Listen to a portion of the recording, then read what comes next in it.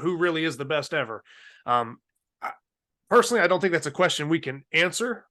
It depends on like at what, but um, do you have a take on that or anything maybe that stands out to you, or where does your brain go when you think about who is the best ever? Because you could have somebody that maybe wasn't the strongest, but they were a pioneer.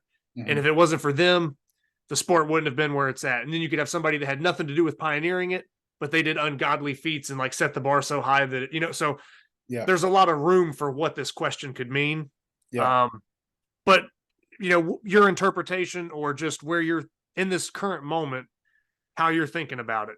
Who's the best ever? Or it could just be a list of a couple of different names. I mean, because we could name several. But any take on that? If we keep it to the United States, Okay.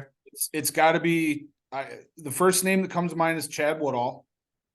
And if we assume that from 2005 to now that those guys never would have stopped training, the only guy that would have had a chance to beat him is Andrew Durniat. Okay.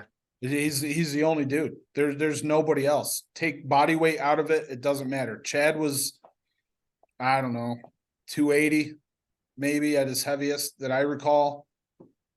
Andrew at his heaviest was maybe 245. The majority of the time he competed, he was in the 105 kilo class. But I think when I first met him, he had a lot more muscle on him. He was at least much thicker because of all the overhead work with the kettlebells. His deltoids were just ridiculous. So it would come down to one of those two guys. Okay. The only reason why I ever beat Andrew is because he didn't train after like 2013. He didn't train grip after 2013. So he would just kind of show up to those competitions as is, doing all his other stuff, and then just still bring like a world-class grip to the table, but he wasn't specializing.